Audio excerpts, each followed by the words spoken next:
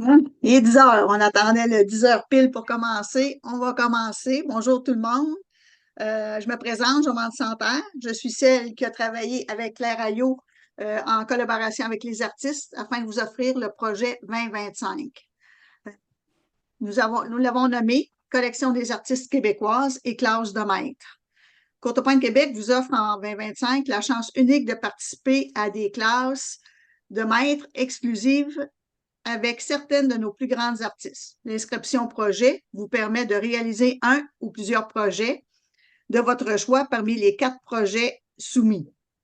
4 projets pour 100 patron, français, anglais, transmis en format électronique. Veuillez noter qu'il s'agit de classes de maître, à la façon d'un cours magistral et non de cours donné à un petit groupe.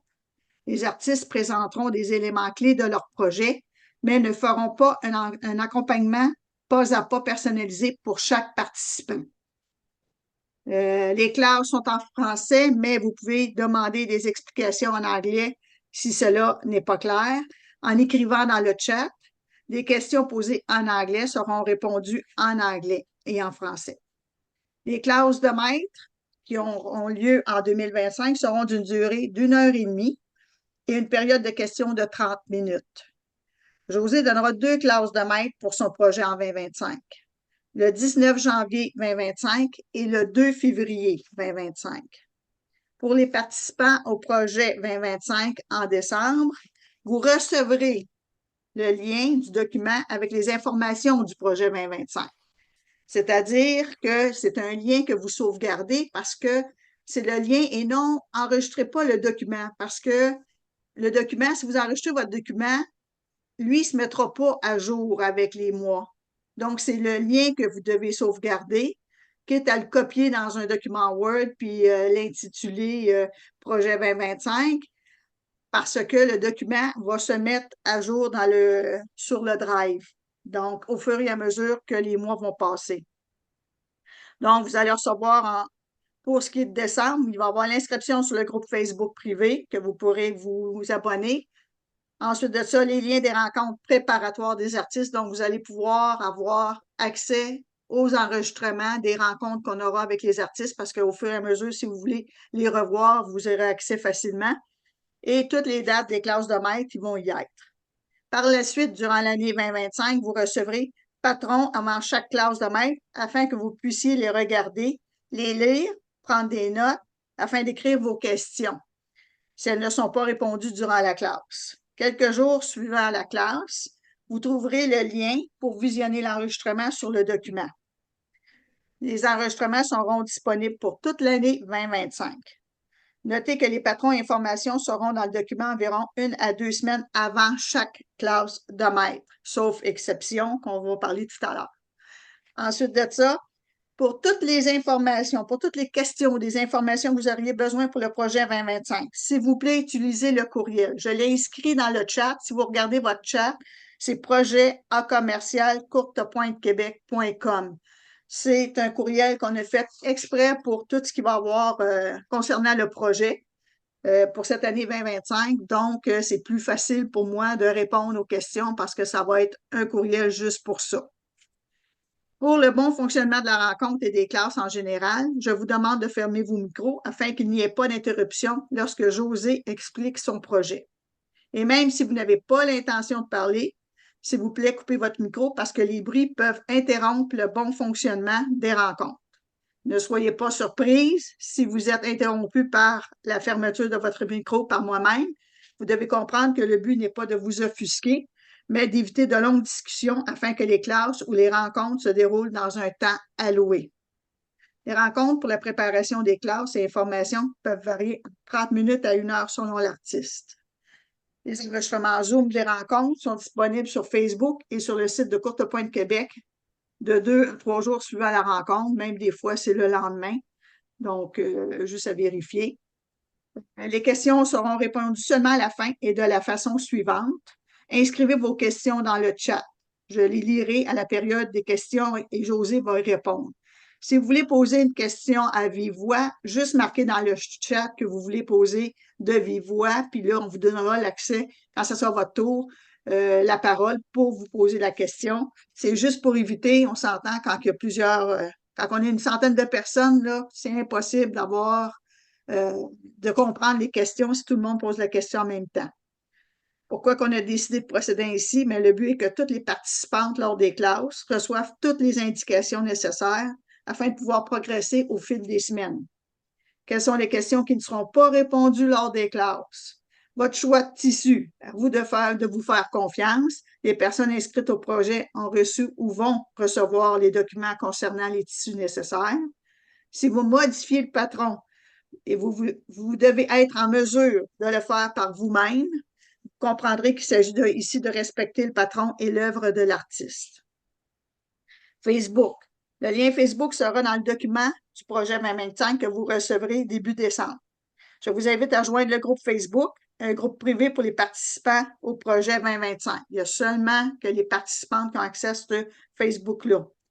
Le partage Facebook est pour la collaboration et l'entraide entre participants. Elle a été créée pour vous permettre de partager vos connaissances, vos choix de tissus, votre cheminement dans ce projet. Les artistes pourront y ajouter leur grain de sel si nécessaire, mais ne répondront pas systématiquement aux questions qui y seront posées. Notez que seuls les commentaires instructifs et positifs sont acceptés. Il s'agit d'un groupe d'entraide, s'il vous plaît.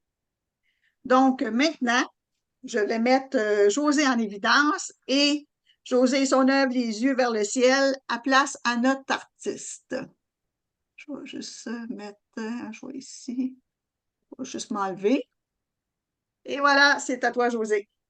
Merci, Joanne. Je vais commencer par dire comment j'étais contente de voir tant de monde participer à la rencontre, puis peut-être parler un peu de moi-même parce que je pense pas qu'il y a beaucoup de monde qui me connaissent chez Courte Pointe Québec. Dans le fond, moi, j'ai commencé à faire de la courte pointe quand j'ai eu mes enfants, puis mon plus vieux, il a 16 ans. Au début, c'était surtout des rencontres en ligne. C'est comme ça que j'ai rencontré Shinzia Loka, entre autres.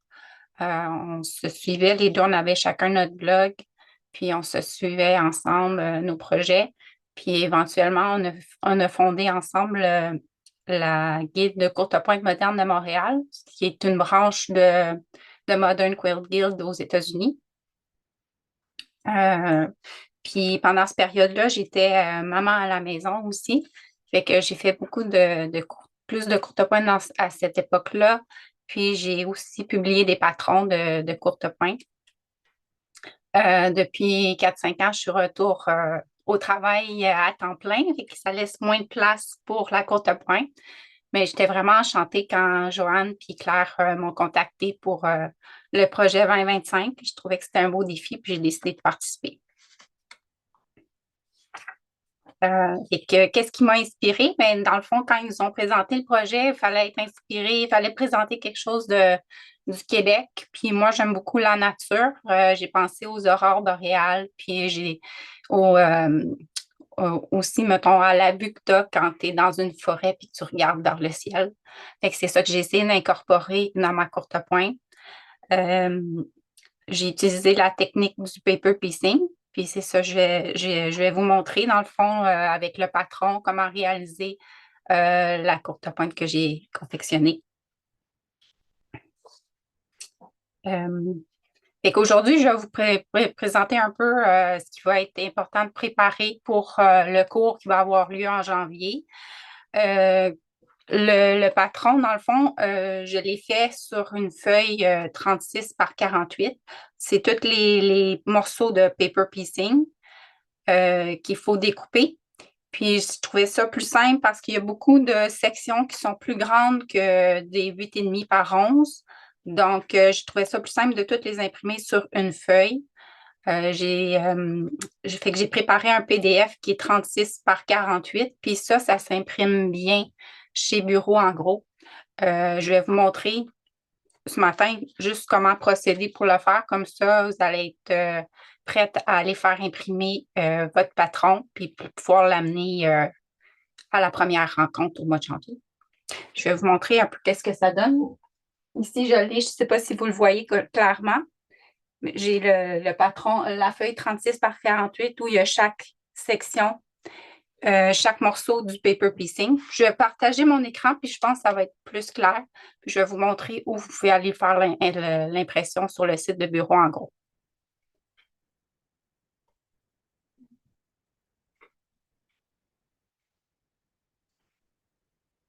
Euh,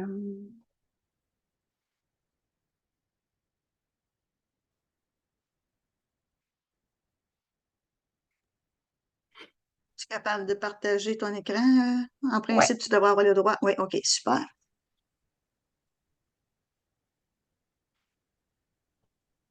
Est-ce que vous voyez mon écran? Oui.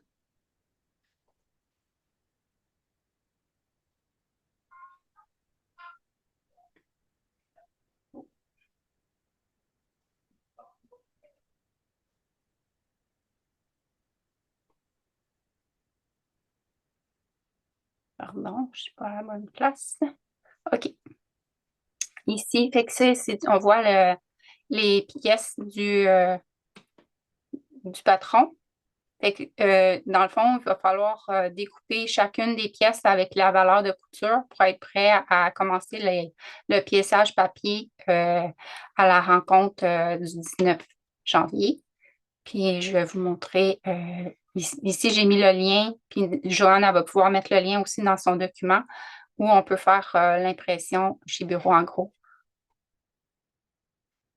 C'est n'importe quel bureau, en gros. Dans le fond, vous spécifiez à quel endroit vous voulez faire la cueillette. Puis, eux impriment ça sur une feuille 36 par 48.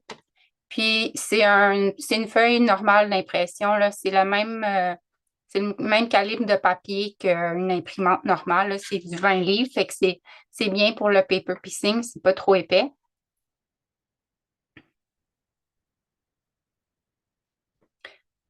Fait que j'ai mis le lien, puis ici, dans le fond, il faut choisir un fichier. On va vous fournir le fichier. On peut même prendre un fichier qui est sur Google Drive.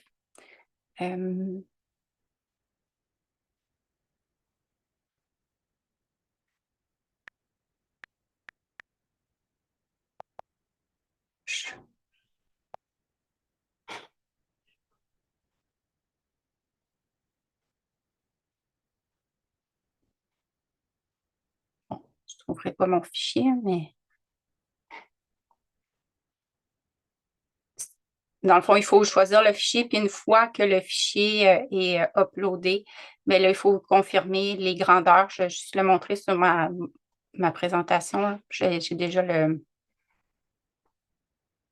Une fois que le fichier va être chargé, vous allez avoir la taille finale ici qui va être un plan d'ingénierie 36 par 48. Puis vous pouvez spécifier que c'est une couleur d'impression noir et blanc.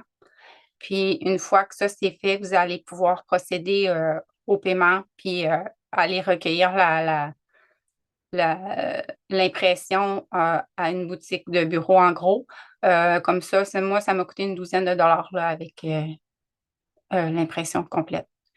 Puis ça prend pas de temps, là, même si moi, je l'ai envoyé le matin puis l'après-midi, ils m'ont contacté pour me dire que c'était prêt.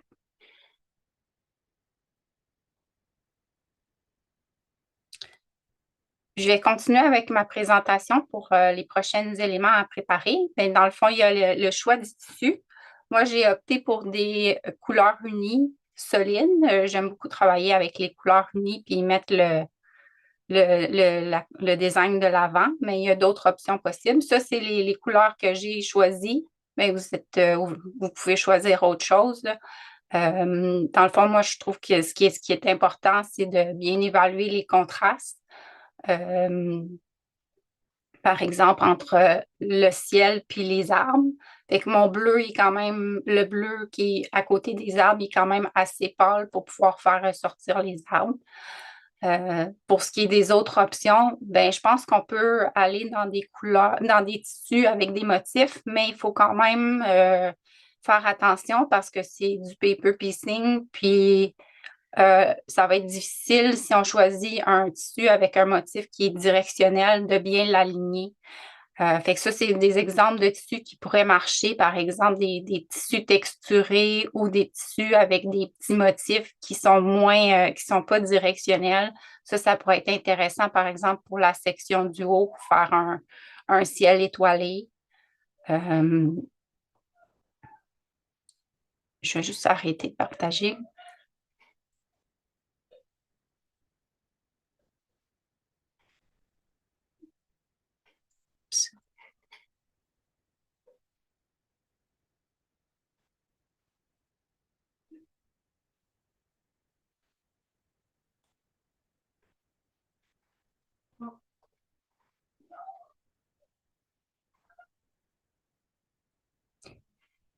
Est-ce que vous me voyez toujours?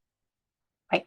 Dans le fond, je voulais juste montrer un peu la difficulté si on prend des motifs avec des motifs directionnels ici.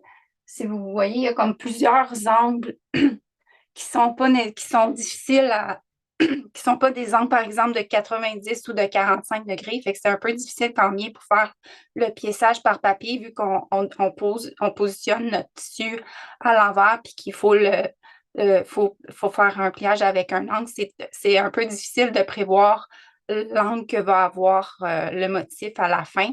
Fait que c'est pour ça que si vous décidez de choisir des tissus qui sont avec des motifs directionnels, juste comme avoir ça en tête, là, que peut-être que ça ne sera pas comme vous l'aviez souhaité. OK, pour les prochaines choses, ben, je voulais parler un peu du matériel que j'avais utilisé pour faire la confection. Dans le fond, pour ce qui est du piéçage papier, moi, j'aime bien travailler avec la règle qui ajoute le quart de pouce. Et, dans le fond, quand on fait du piéçage papier, on coud sur le papier, on coud à l'envers, puis à la fin, à chaque fois qu'on assemble le papier, le tissu, à la fin, il faut couper un quart de pouce, notre valeur de couture. Fait que ça l'aide. Moi, je prends toujours comme un carton, puis je plie mon tissu, je plie mon papier par-dessus, je mets ma règle un quart de pouce, puis ça l'aide à bien couper les valeurs de couture. Je vais peut-être la déballer comme ça. Ici, ça cote sur le carton. Ça, c'est pour ce qui est du piéçage. Un autre point, c'est par rapport... moi, j'ai utilisé un pied qui était ouvert pour faire le piéçage parce que ça permet de bien voir les lignes quand on coud. Fait que si vous pouvez avoir ça pour faire le piéçage papier. J'ai utilisé les Microtex pour faire le piéçage, les aiguilles Microtex. Puis pour le fil, je n'ai pas vraiment porté une grande attention, mais celui que j'ai utilisé, c'était du Orifil du 50. Puis j'ai utilisé une couleur quand même foncée qui se fondait bien avec toutes les couleurs, là. Fait que j'ai utilisé ça pour l'assemblage de toute ma courte pointe, puis même pour mon piquage, c'est ça que j'ai utilisé.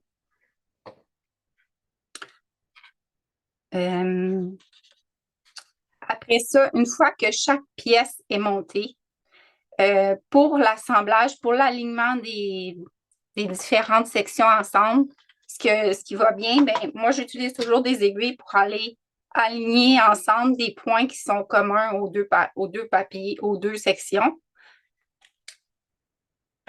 Puis, pour tenir tout ça en place, j'utilise les clips, là, les petites clips. Ça l'aide à tenir parce que là, on a comme 2 épaisseurs de tissu plus 2 épaisseurs de papier. Fait que c'est difficile d'aller utiliser des aiguilles pour tenir tout ensemble. Fait que les clips sont utiles pour ça. À part ça, pour ce qui est de la finition, moi, j'ai tracé quelque chose que je trouve pratique, c'est les règles courbes comme ça. J'ai utilisé ça pour tracer mes lignes de piquage avec le Era Marker. Puis, sinon, on peut le faire à main levée. On peut utiliser aussi un crayon avec la craie, hein, un crayon pousse-mine avec la craie. Puis pour le piquage, ben, la plupart de mon piquage, je l'ai fait au pied marcheur avec le fil Orifil. Mais je suis allée faire un piquage à la main dans les aurores boréales avec du fil perlé. Celui-là, c'est le fil Wonderfil Eleganza. J'avais comme 4 couleurs, une pour chaque aurore.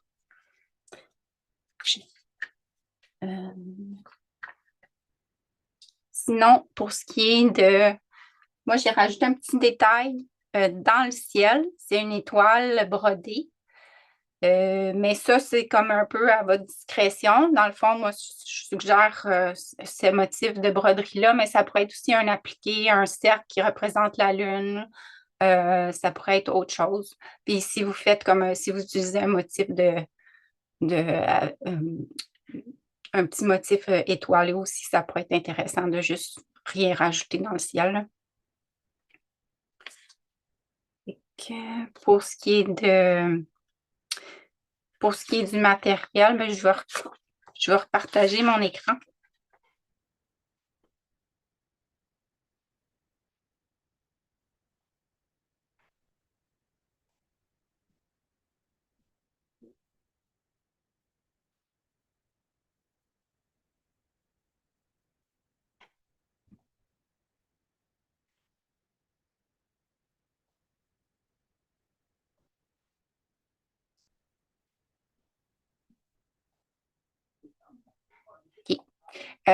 Pour le piquage, j'ai utilisé aussi une bourre noire. Je trouvais que c'était plus approprié vu que je voulais pas qu'il y ait comme de petits poils blancs qui ressortent, là, vu que c'était tous des tissus quand même foncés. Fait que là, ici, on voit pas mal un résumé du matériel que j'ai utilisé. Puis,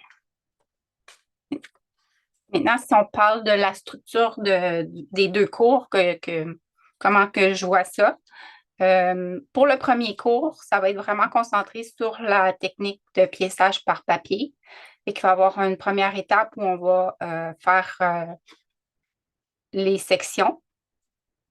Puis après ça, je vais vous montrer la meilleure façon pour bien aligner les pièces, les différentes sections ensemble et faire l'assemblage. Puis le deuxième cours, lui, ça va être surtout des suggestions pour la finition, comment j'ai fait, comme le design que j'ai fait pour le piquage avec le pied marcheur, puis ce que je suis allée rajouter comme élément de détail avec le fil perlé puis la broderie.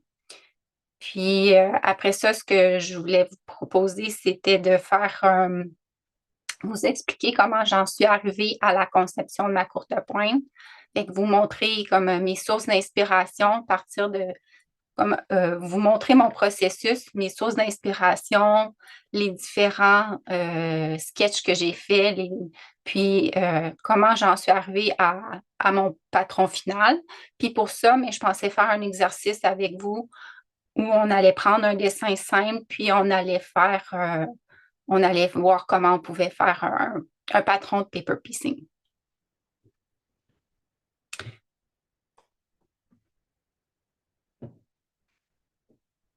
Et pour moi, c'est tout au niveau de ce que j'avais à présenter pour la présentation, pour la préparation en vue de la séance du 19 janvier. Ah, ben, gros merci. Moi, je vais te poser des questions. Je vais regarder ce qu'on a comme questions dans notre... attendez une seconde. Il faut que je vais fermer celui-là. OK, donc, on a un bonjour de la France. Merci Marie-Christine. On a quelqu'un de la France avec nous. Donc, magnifique journée rencontrée. OK, donc, du coup, on m'informe que Sylvie Gosselin, du côté de Sherbrooke, on a Copie de l'Est aussi. Info@commercial copiedelest.com pour ceux qui vont vouloir faire leur patron là. OK. Est-ce qu'on peut placer le fichier sur une clé USB et apporter la clé chez Bureau en gros? J'imagine que oui. Je suis pas mal certaine. Je n'ai jamais procédé comme ça, mais je sais qu'on peut aller imprimer des documents avec des clés USB, fait que d'après moi, il n'y a pas de problème. Et c'est juste qu'on ne sait pas s'ils font directement sur place les grandes feuilles. Tu penses que oui? Ça va Ben moi, je dépendre. pense que oui, parce que comme la dernière fois que j'ai commandé, c'était à Boisbriand. Je l'ai envoyé, puis genre 2 heures plus tard, il m'a envoyé un courriel me dire que c'était prêt. Fait que c'est sûr qu'il n'y a pas eu de livraison dans cette période-là.